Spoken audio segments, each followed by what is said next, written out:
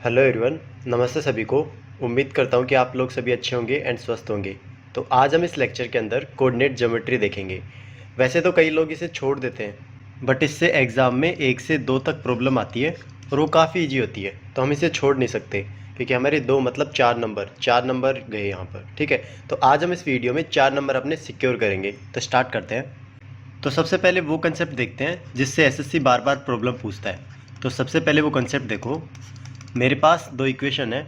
Late से a1x plus में b1y plus में c1 equals to 0 and second equation है मेरे पास a2x प्लस में b2y प्लस में c2 इक्वस टू 0। तो ये दो मेरे पास दो वेरिएबल की इक्वेशन गिवन है। इसके अंदर 3 केसेस मेरे बन सकते हैं। 3 केसेस देखो। तो सबसे पहला वाला केस होगा मेरा कि इसमें यूनिक सॉल्यूशन हो। यूनिक सॉल्यूशन का मतलब क्या हो कि x की वैल्यू भी एक हो एंड y की वैल्यू भी एक हो। तो इसको हम यूनिक सॉल्यूशन बोलते हैं कि x एंड y की वैल्यू सिर्फ यूनिक हो। ठीक है। एंड सेकंड होता है मेरा नो सॉल्यूशन। नो सॉल्यूशन के केस में जो x एंड y है ना, इनकी कोई भी वैल्यू एग्जिस्ट नहीं करेगी जो कि इन दोनों इक्वेशन को सेटिस्फाई करेगी। ठीक है। एंड थर्ड मेरा होगा इनफाइनाइट सॉल्यूशन। इनफाइनाइट सॉल्यूशन के केस में क्या होगा, x एंड y की वैल्यू कोई भी रख दो यहाँ पर, वो दोनों की दोनों सेटिस्फाई करेगी। ठीक है। तो एसएससी करता क्या है कि इनमें से कोई एक जो कोफिशिएंट है ना मेरा, लेट्स से ये मेरे पास कोफिशिएंट कौन कौन से हैं, a1 b1 and c1, a2 b2 and c2। ठीक है। तो वो क्या करेगा कि इनमें से एक को वेरिएबल की फॉर्म में रिप्रेजेंट कर देगा। मतलब बोलेगा कि एक a1 की वैल्यू मेरे पास 1 है, b1 की वैल्यू मेरे पास 2 है एंड c की वैल्यू 3 है। फिर इसको बोलेगा इसकी वैल्यू x है, इसकी वैल्यू 6 है एंड इसकी वैल्यू कुछ और है। ठीक है। फिर बोलेगा कि मेरे को x की वैल्यू यहाँ पर बताओ। इस टाइप की यहाँ पर प्रॉब्लम आती है। या फिर वो क्या बोलेगा, दो वेरिएबल को मतलब दो जो कोफिशिएंट है मेरे, उनको वेरिएबल की फॉर्म में रिप्रेजेंट करेगा। फिर बोलेगा कि जो मेरे पास क्वाड्रेटिक इक्वेशन बनेगी ना, उसका सॉल्यूशन बताओ। ठीक है। तो इस तरीके से ये चलेगा। तो देखते हैं इसे सोल्व कैसे करेंगे। अगर मान लो उसने बोला कि यूनिक सॉल्यूशन होगा ना, तो इस केस में जो मेरे कोफिशिएंट है ना, उनका रिलेशन क्या होगा वो देखो। तो कोफिशिएंट का रिलेशन होगा मेरा a1 अपॉन में a2 equals to b1 upon में b2 and equals to c1 upon में c2। तो ये मेरा जो फॉर्म है ना, इसमें नॉट इक्वल टू कर देना दोनों को। ठीक है। तो ये मेरा रिप्रेजेंटेशन होगा यहाँ पर। इसमें हम क्या करते हैं, इस वाले दो टर्म है ना, ये दोनों की दोनों इक्वल नहीं होनी चाहिए।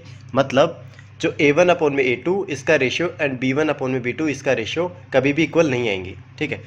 तो इसका मतलब क्या हुआ कि मेरी जो दो लाइंस है ना, इस तरीके से कट करेगी, एक पॉइंट पर कट करेंगी, 1 पॉइंट मीटिंग।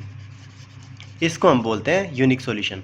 ठीक है। और उस केस में हमारा जो कोफिशिएंट्स का रिलेशन होगा ना, वो ये होगा। अब सेकंड वाला देखते हैं, नो सॉल्यूशन। नो सॉल्यूशन किस तरीके से बनेगा, लाइन की फॉर्म में देखो। मेरे पास दो लाइंस हैं, तो एक ये है एंड दूसरी क्या है, ये वाली। ये दोनों की दोनों क्या है, पैरेलल लाइंस है। ये दोनों की दोनों क्या है, पैरेलल लाइंस है। पैरेलल लाइंस के केस में क्या होगा कि ये कभी भी मीट नहीं हो पाएंगी। ठीक है। इनके बीच की डिस्टेंस हमेशा सेम रहेगी। ये डी है तो ये भी डी है, मतलब ये कभी भी एक दूसरे को कट कभी भी नहीं करेंगी। तो उस केस में क्या होगा कि इनका जो सॉल्यूशन है ना, एक भी पॉइंट नहीं आएगा। ठीक है। तो ऐसी कोई भी एक्स एंड वाई की वैल्यू एग्जिस्ट नहीं करेगी जिस केस में ये दोनों की दोनों इक्वेशन को सेटिस्फाई कर सके। तो उस केस में देखो, जो हमारा कोफिशिएंट का रिलेशन होता है ना, वो क्या होता है, वो होता है a1 अपॉन में a2 equals to b1 upon में b2 and is not equals to c1 upon में c2। ये ध्यान रखना, ये स्टार्टिंग के दो कोफिशिएंट्स का रेशियो है ना, वो तो इक्वल होता है, बट ये जो c के साथ कोफिशिएंट का रेशियो होता है ना, वो इक्वल नहीं होता। ऐसा ही लास्ट वाला सॉल्यूशन होगा हमारा इनफाइनाइट सॉल्यूशन। तो इनफाइनाइट सॉल्यूशन को समझ लेते हैं। तो इस केस में क्या होगा, जो दो लाइंस होगी ना मेरी, वो एक दूसरे के ऊपर कोइंसाइड करेगी। कोइंसाइड करने का मतलब क्या है कि हर एक पॉइंट, पहले वाले लाइन का हर एक पॉइंट दूसरे वाले लाइन के साथ ओवरलैप करेगा। तो इस केस में क्या होगा, जो मेरे पास सॉल्यूशंस होंगे ना, मतलब एक्स एंड वाई की वैल्यूज़ होंगी, वो काफ़ी सारी होंगी, मतलब इनफाइनाइट सॉल्यूशंस होंगे उसकी। ठीक है। इसका मतलब क्या हुआ, दोनों की दोनों लाइन क्या कर रही हैं, कोइंसाइड कर रही है। तो इस केस में जो मेरा रिलेशन होगा ना कोफिशिएंट्स का, वो क्या होगा, a1 अपॉन में a2 is equals to b1 upon में b2 is equals to c1 upon में c2। तो ये मेरा इसमें रिलेशन होगा। तो ये चीज़ यहाँ से ध्यान रखना कि यूनिक सॉल्यूशन के केस में a1/a2 is not equal to b1/a2, and जो नो सॉल्यूशन है उसके केस में a1/a2 equal to b1/b2 but not equal to c1/c2, and but infinite solution के केस में तीनों की तीनों कोएफिशिएंट्स का रिलेशन क्या होगा, इक्वल होगा। तो ये मेरा पहला कंसेप्ट हुआ। यहाँ पर आगे चलते हैं। अब यहाँ पर सेकंड कॉन्सेप्ट देखते हैं जिससे एसएससी हमारा प्रॉब्लम पूछता है। तो वो क्या होता है, reflection of points. Reflection of points देखते हैं, इसे समझते हैं क्या बोल रहा है। तो इसके केस में क्या होगा, मेरे पास यहाँ पर ये सिस्टम होता है जिसको हम क्या बोलते हैं, ये एक्स एक्सिस है एंड ये है हमारा वाई एक्सिस। तो इस केस में तीन मेरे पास केस हो सकते हैं। तो तीन केस देखो, पहला केस होगा मेरा कि एक्स एक्सिस के अंदर मेरा रिफ्लेक्शन बताओ, ठीक है। सेकंड वाला होगा वाई एक्सिस के अंदर मेरा रिफ्लेक्शन बताओ, एंड थर्ड मेरा होगा ओरिजिन के रेस्पेक्ट में रिफ्लेक्शन बताओ। तो ये तीन केस हो सकते हैं मेरे। तो लेट्स से एग्जांपल से समझते हैं। लेट्स से मेरे पास कोई पॉइंट है यहाँ पर, तो ये वाला पॉइंट होगा 4,5, ठीक है। अब मैं क्या बोलूँगा यहाँ पर, फर्स्ट वाले पॉइंट में देखो, अगर मैं बोलूँ एक्स एक्सिस में मेरा रिफ्लेक्शन बताओ, तो एक्स एक्सिस का रिफ्लेक्शन कैसे निकालेंगे। तो ये जो एक्स एक्सिस है ना, इस पर हम क्या करेंगे, ये परपेंडिकुलर लाइन ड्रॉ कर देंगे इस पर, ठीक है। ये परपेंडिकुलर लाइन हो गई, एंड ये हमारा, अब ये बोलते हैं ना कि मतलब ये पॉइंट है, तो ये वाली जो डिस्टेंस होगी, ये वाली, ये जो y है ना, ये रिप्रेजेंट करता है y वाला, तो मतलब 5। तो 5 डिस्टेंस है इसकी यहाँ से, इस पॉइंट एक्स एक्सिस से 5 यूनिट ये डिस्टेंस दूर है, और यहाँ से ये 4 डिस्टेंस यूनिट दूर है। तो इस केस में जो रिफ्लेक्शन बनेगा मेरा, वो यहाँ पर बनेगा कहीं, तो यहाँ पर बनेगा। तो ये जो 4 डिस्टेंस है ना, ये तो सेम रहेगी, ठीक है। बट ये जो ये वाली डिस्टेंस है ना, ये भी सेम रहेगी। क्यों? क्योंकि कभी भी हम एक तरीके से प्लेन मिरर मान लो, उसके सामने मैं डी डिस्टेंस सामने खड़ा हूँ, तो जो मेरी इमेज बनेगी ना, वो भी डी डिस्टेंस पे ही बनेगी, ठीक है। तो ये वाला 5। बट यहाँ पर देखो, अब इसे रिप्रेजेंट कैसे करेंगे इस वाले पॉइंट को। तो जो मेरा x है वो तो पॉजिटिव है, बट जो मेरा y है ना, वो नेगेटिव है। तो ये आएगा 4 - 5। ये ध्यान रखना, कभी भी x एक्सिस के अंदर रिफ्लेक्शन फाइंड आउट करते हैं ना, तो हमारा जो y एक्सिस वाला है ना, वो नेगेटिव हो जाता है। मतलब नेगेटिव, या फिर ऐसे बोल सकते हैं कि उसका साइन रिवर्स हो जाता है। सेकंड देखते हैं। अब y एक्सिस के अंदर हम इसका रिफ्लेक्शन निकालते हैं। तो y एक्सिस के अंदर कैसे निकालेंगे, तो इसी पॉइंट को यहाँ पर ट्रीट करो कि ये मेरा y एक्सिस है ना, तो इस केस में जो मेरा पॉइंट का रिफ्लेक्शन आएगा या फिर इमेज बनेगी, वो यहाँ पर बनेगी। तो ये जो डिस्टेंस होगी 4, वो 4 होगी, एंड ये वाली कितनी होगी, 5। अब इस केस में देखो कि इसका जो कोऑर्डिनेट नंबर लिखेंगे ना, वो कैसे लिखेंगे, जो मेरा x है वो x मेरा नेगेटिव में जा रहा है, तो नेगेटिव में कितना जा रहा है, -4, तो ये -4, एंड ये 5 का 5, क्योंकि y पॉजिटिव में है। तो इस केस में मेरा जो रिफ्लेक्शन पॉइंट आएगा वो आएगा -4 एंड 5। तो यहाँ से मैं कंक्लूड कर सकता हूँ कि जो मेरा x एक्सिस है ना, अगर मैं y पे रिफ्लेक्शन डाल रहा हूँ, तो जो मेरा x एक्सिस है वो मेरा नेगेटिव हो जाता है, और अगर मैं x एक्सिस पे रिफ्लेक्शन डाल रहा हूँ, तो जो मेरा y एक्सिस है ना, y कोऑर्डिनेट बोल सकता हूँ, वो मेरा क्या हो जाता है, नेगेटिव हो जाता है, ठीक है। अब थर्ड वाला केस देखते हैं, ओरिजिन। तो ओरिजिन के केस में देखो, अब ओरिजिन के केस में देखूंगा मैं, तो ये मैं ओरिजिन अंडरस्टैंड करता हूँ। तो इस पर मैं क्या करूँगा, एक तरीके से ये 45 डिग्री पे लाइन खींचता हूँ, ये 45 डिग्री, ये 45, ये 45 एंड ये 45। तो इस पॉइंट पे मैं क्या करूँगा, ये परपेंडिकुलर डालूँगा, तो ये कहीं यहाँ पर आएगी, ठीक है, और यहाँ पर बनेगा -4 -5। तो ये ध्यान रखना, ओरिजिन के केस में जो दोनों साइन है ना, x coordinate and y coordinate, दोनों के दोनों नेगेटिव हो जाते हैं। तो इस केस में -4 एंड -5। इस तरीके से हम ये जो पॉइंट्स का रिफ्लेक्शन है ना, x axis, y axis and origin, इन तीनों में निकालते हैं। तो आगे चलते हैं। अब यहाँ से हम क्या करेंगे, नेक्स्ट कॉन्सेप्ट देखते हैं। तो नेक्स्ट कॉन्सेप्ट होगा क्या हमारा, वो होगा division of line segment by third point, ठीक है। तो समझते हैं इसे क्या बोल रहा है। मेरे पास 2 पॉइंट गिवन है यहाँ पर, इसको मैं लेट से x1 एंड y1 ट्रीट करता हूँ, एंड इसको x2 एंड y2, ठीक है। अब ये जो लाइन है मेरा, इससे जो लाइन सेगमेंट बनेगी, तो थर्ड पॉइंट जो होगा मेरा, उसके दो केस हो सकते हैं। तो वो पहला केस क्या होगा, इंटरनल डिवाइड करें, ठीक है। इंटरनल के केस में क्या होगा कि वो पॉइंट कहीं इनके बीच में आएगा। तो इसको मैं लेट से एक्स एंड वाई पॉइंट मान लेता हूँ। ये दोनों को डिवाइड कर रहा है किस फॉर्म में, ये m एंड ये n, यहाँ से यहाँ तक की डिस्टेंस कितनी होगी m एंड ये होगी n। इसको हम रेशियो भी बोल सकते हैं m/n, ठीक है। तो इस फॉर्म में वो डिवाइड कर रहा है इसे।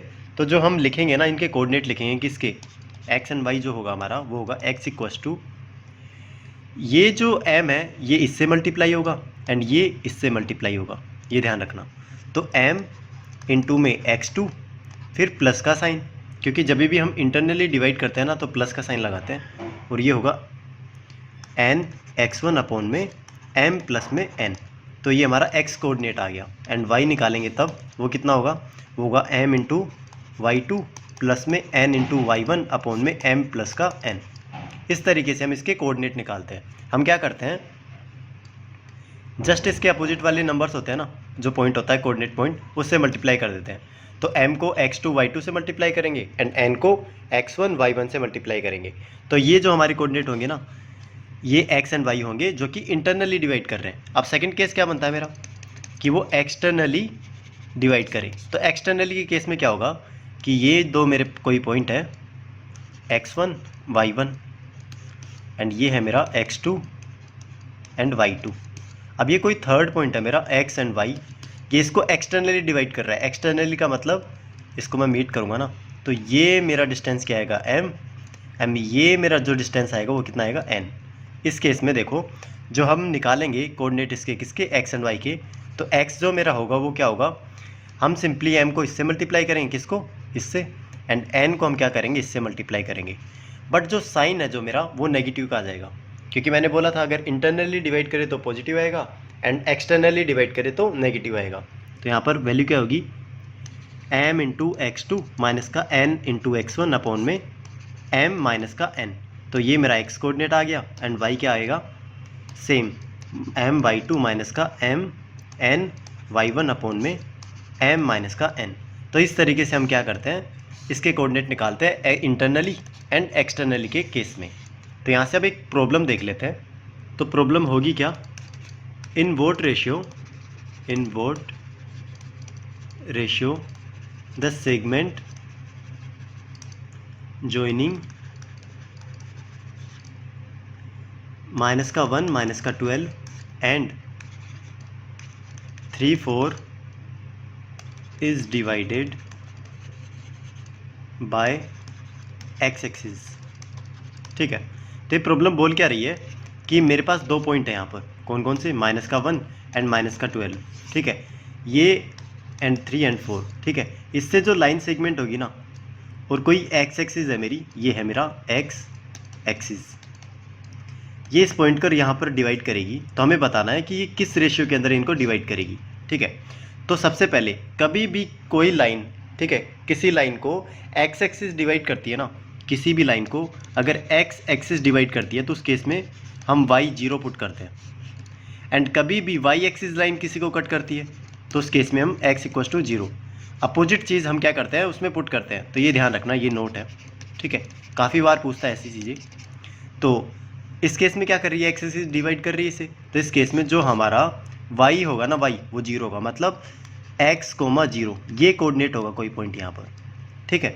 तो ये कोऑर्डिनेट कोई पॉइंट होगा। तो इस केस में हमें जो y एक्सिस है वो तो पता चल गया, ठीक है। तो हम क्या करेंगे, लेट से ये m डिवाइड कर रहा है, ये n डिवाइड कर रहा है, तो इस केस में m इंटू में जो y एक्सिस है 4, तो 4m प्लस का n इंटू में ये माइनस का 12, n इंटू में माइनस का 12 अपॉन में m प्लस n। अब आप बोलोगे सर आपको कैसे पता कि ये इंटरनली डिवाइड कर रहा है फिर एक्सटर्नली डिवाइड कर रहा है, ठीक है। हमें सिर्फ इंटरनली समझ के करना है इसको।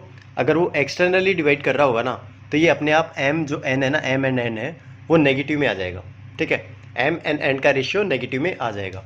तो हम क्या करेंगे, इसको पॉजिटिव मान के करेंगे। तो ये किसके इक्वल आ रहा है, 0, तो इसको हम 0 के इक्वल पुट कर देंगे। तो यहाँ से मैं क्या करूँगा, ये इधर जाएगा तो 0 हो जाएगा, तो 4m इक्वल्स टू 12n। तो यहाँ से m अपॉन में n का रेशियो कितना आ गया, 12 अपॉन में 4, ये हुआ 3 अपॉन में 1, मतलब ये वाला पोर्शन है मेरा, अगर 3 यूनिट है तो ये कितना होगा 1 यूनिट, ठीक है। एंड ये इंटरनली डिवाइड कर रहे हैं, क्यों? क्योंकि यहाँ पर ये m/n की वैल्यू कितनी है, ये पॉजिटिव, ठीक है। तो m/n की वैल्यू है ये 3/1, तो ये आंसर होगा हमारा। नेक्स्ट चलते हैं। अब मान लो कि वो 2 पॉइंट ना दे के एक लाइन दे, ठीक है। तो लेट से मेरे पास एक लाइन है ax प्लस में by प्लस में c इक्वस टू 0, ठीक है। ये बोल रहा है कि ये जो लाइन है ना 2 पॉइंट्स के सेगमेंट को डिवाइड करती है। तो वो 2 पॉइंट कौन से हैं मेरे? a है मेरा x1 एंड y1, एंड जो मेरा b है वो क्या है मेरा x2 एंड y2। तो प्रॉब्लम को समझते हैं। इससे जो लाइन बनेगी ना, ये देखो x1, y1, ये पॉइंट a है मेरा, यहाँ से यहाँ तक ये पॉइंट b है, कितना है x2 एंड y2। एंड ये जो लाइन है मेरा, ये लाइन गई यहाँ से, ये लाइन कौन सी है ax प्लस में by प्लस में c इक्वस टू 0। ये इनको पार्ट में डिवाइड कर रही है, ये m एंड ये n, इस पार्ट में ये डिवाइड कर रही है इन दोनों को, ठीक है। तो हमें बताना है कि m अपॉन में n का रेशियो क्या होगा, ठीक है। तो m अपॉन में n का रेशियो हमारा क्या होगा? हम क्या करते हैं, ये जो पॉइंट है ना, ये इसमें वैल्यू पुट कर देते हैं। तो कैसे करेंगे? तो माइनस का साइन लगाओ, माइनस का साइन हमेशा होगा, ये ध्यान रखना।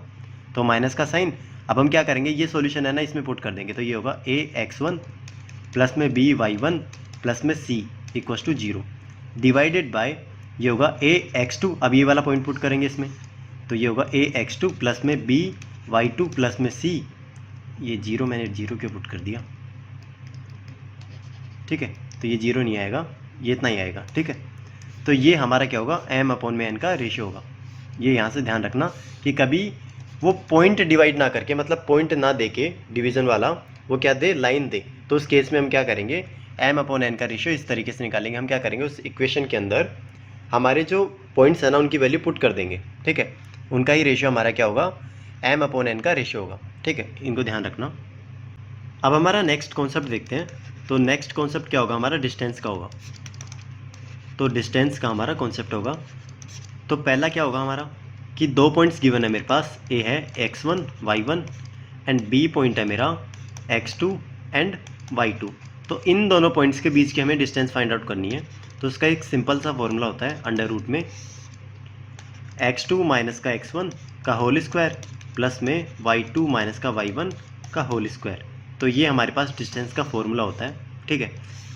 अब सेकंड पॉइंट देखो, यहाँ पर अगर वो ये 2 पॉइंट ना देके वो क्या बोले कि मेरे पास पॉइंट है एक x1 एंड y1, एंड ये एक दूसरी लाइन गिवन है मेरे पास ax प्लस में by प्लस में c इक्वस टू 0। ये 2 लाइन है, मतलब एक तरीके से ये पॉइंट मेरा a मान लो, x1 एंड y1, एंड ये लाइन मान लो मेरी, ठीक है, ये वाली लाइन है।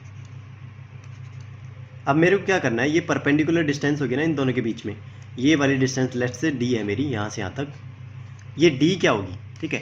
तो ये d पूछता है बार बार वो, तो ये जो d की वैल्यू होगी ना वो क्या होगी, हम क्या करेंगे, सिंपली ये जो इक्वेशन है ना इसमें पुट कर देंगे, ये वैल्यू इसमें पुट कर देंगे। तो ये होगा ax1 प्लस में by1 प्लस में c, इसका मोड ले लेंगे। मोड क्यों लिया हमने, क्योंकि डिस्टेंस हमेशा क्या होती है, पॉजिटिव में होती है, डिवाइडेड बाई अंडर रूट में a स्क्वायर प्लस में b स्क्वायर। तो ये हमारे पास परपेंडिकुलर डिस्टेंस का फॉर्मूला होता है जब हम किसी लाइन पर एक पॉइंट से परपेंडिकुलर डिस्टेंस डालते हैं, ठीक है। तो ये हमारे डिस्टेंस के फॉर्मूले हो गए। आगे चलते हैं। अब हमारे नेक्स्ट कॉन्सेप्ट में हम स्लोप के बारे में पढ़ेंगे। तो स्लोप बेसिकली होता क्या है, स्लोप बेसिकली क्या होता है, जो एंगल एक्स एक्सिस से बना रही है ना कोई लाइन मेरा लेट से ax प्लस में by प्लस में c इक्वस टू 0, ये लाइन है, ये एक्स एक्सिस के साथ जितना एंगल बनाएगी ना वही हमारा स्लोप होता है। तो ये लेट से ये है, तो ये जो मेरा एंगल है ना थीटा, तो ये जो tan थीटा होता है ना, tan थीटा, यही हमारा क्या होता है, स्लोप होता है। तो यहाँ से कभी भी हमें स्लोप निकालना हो तो हम कैसे निकालेंगे, तो वो होता है slope equals to tan theta, और इसको हम m से भी रिप्रेजेंट करते हैं, किससे, m से, इक्वस टू, ये होता है हमारा, लेट से मेरे पास कोई 2 पॉइंट है x1 एंड y1, एंड एक है मेरा x2 एंड y2। तो इसमें इसका स्लोप क्या होगा, तो ये होगा y2 माइनस का y1 अपॉन में x2 माइनस का x1। तो ये मेरा स्लोप होता है उन दोनों पॉइंट से जो लाइन फॉर्म होगी ना उसका। तो ये मेरा स्लोप आ गया। अब इसी से मैं क्या कर सकता हूँ कि जो मेरा लाइन होगा ना वो उसकी इक्वेशन लिख सकता हूँ। तो इक्वेशन ऑफ लाइन वो क्या होगी मेरी, तो वो होगी y माइनस का y1 इक्वस टू, ये जो स्लोप है ऐसे कैसे यहाँ पर पुट कर दो, तो मैंने m से रिप्रेजेंट कर दिया, एंड ये होगा x माइनस का x1। तो ये मेरा क्या हुआ, एक लाइन की इक्वेशन हुई। अब यहाँ से दो नोट लिखो यहाँ पर। तो पहला नोट क्या होगा, अगर मेरे पास परपेंडिकुलर लाइंस गिवन हो, तो परपेंडिकुलर लाइंस का स्लोप गिवन हो, दो परपेंडिकुलर लाइन है m1 एंड m2, ये दो स्लोप्स गिवन हो ना, तो उनका रिलेशन होगा हमारा m1 इंटू में m2 इक्वल्स टू माइनस का 1। ये ध्यान रखना, दो परपेंडिकुलर लाइंस का जो स्लोप का मल्टीप्लिकेशन होता है ना, वो -1 के इक्वल होता है। ऐसे ही सेकंड पॉइंट, जो पैरेलल लाइंस होती है ना, पैरेलल लाइंस होती हैं जो उनका स्लोप्स होता है, तो वो जो स्लोप होता है ना उनका इक्वल होता है m1 इक्वल्स टू m2। ये दो चीज़ें यहाँ पर ध्यान रखना स्लोप से रिलेटेड। अब कभी भी अगर कभी भी मेरे पास दो लाइंस गिवन हो एंड उनके बीच का एंगल थीटा गिवन हो, एंड इसका स्लोप m1 है एंड इसका स्लोप m2 है, ठीक है, तो हमारा जो रिलेशन होगा ना वो क्या होगा, tan theta equals to under root में m1 माइनस का m2 अपॉन में m1 प्लस का m2। तो ये ध्यान रखना, उन दोनों के बीच का एंगल है, उनका tan कर दो ना मैं, तो इस फॉर्मूले में उसकी वैल्यू पुट करेंगे तो ये रिलेशन होगा उसका, ठीक है। तो ये चीज़ इसके इक्वल आएगी। तो कभी भी वो बोले कि दो मेरे पास लाइन है वो इंटरसेक्ट कर रही है आपस में, तो उनके बीच का एंगल बताओ, ठीक है। तो हम क्या करेंगे, इसका स्लोप लेंगे, इसका स्लोप लेंगे एंड इस फॉर्मूले में पुट करेंगे ना, तो हमारे पास ये थीटा की वैल्यू यहाँ से निकाल सकते हैं। अब हमारे पास एक इक्वेशन होती है लाइन की इक्वेशन होती है, वो क्या होती है, x अपॉन में m और ये होगा प्लस में y अपॉन में n इक्वस टू 1, ठीक है। अगर कभी भी इस फॉर्म के अंदर मेरे पास इक्वेशन गिवन हो, मतलब राइट हैंड साइड में 1 हो एंड x के डिवाइड में कुछ हो एंड y के डिवाइड में कुछ हो, तो उस केस में जो ये m और जो n होता है ना, ये इंटरसेप्ट होते हैं। इंटरसेप्ट का मतलब क्या होता है कि अगर मैं क्वाड्रेंट के अंदर इसे रिप्रेजेंट करूँ ना, तो ये लाइन इस तरीके से आएगी, तो ये लाइन इस तरीके से आएगी ना। अब देखो, अगर मैं y को 0 पुट करता हूँ, तो y 0 किस केस में होता है, इस वाले पॉइंट के केस में होता है। तो जो मेरा x आएगा ना वो m आएगा, तो ये m, 0, ये मेरा m यहाँ से यहाँ तक की डिस्टेंस होगी, इसको ही इंटरसेप्ट बोलते हैं, ये जो वाला पॉइंट होता है ना इसको। तो ये m डिस्टेंस है ना मेरी, ये क्या है, इंटरसेप्ट है x का। ऐसे ही अगर मैं x को 0 करूँ तो यहाँ पर कितना आएगा, 0, n, यहाँ से यहाँ तक की डिस्टेंस कितनी आएगी, n, ठीक है। तो ये n जो है इंटरसेप्ट है किसका, y का। इसी तरीके से एक इक्वेशन होती है मेरी y equals to mx plus में c। ये जो मेरा c है ना, c, ये इस तरीके से होगा, ये वाले डिस्टेंस, ये मेरा c होगा। तो ये इन दो इक्वेशन को ध्यान में रखना कि कभी वो पूछे कि मेरे को x एंड y का इंटरसेप्ट बताओ, तो इस फॉर्म के अंदर उस इक्वेशन को ले आना, राइट हैंड साइड में एक रखना, बाकी सभी को डिवाइड में भेज देना x एंड y के। तो इस तरीके से मेरा इंटरसेप्ट हम निकाल सकते हैं। आगे चलते हैं। नेक्स्ट कॉन्सेप्ट होगा हमारा, मेरे पास 3 पॉइंट्स गिवन हो किसी भी एक ट्राइंगल के 3 पॉइंट गिवन है, लेट्स से x1 y1, ये है मेरा x2 एंड y2 एंड ये है मेरा x3 एंड y3।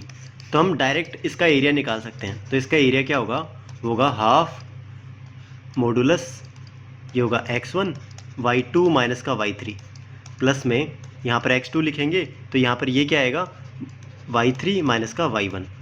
फिर यहाँ पर x1 लिखेंगे तो y2 माइनस का y1, ठीक है, या फिर y1 माइनस का y2 आएगा, y1 माइनस का y2। कैसे करेंगे, ये y1 y2 एंड y3 इस तरीके से रिलेशन होगा। अगर x1 लेंगे ना तो हम y1 वाला छोड़ के इन दोनों का सब्ट्रैक्शन कर देंगे, ये कर दिया हमने, ठीक है।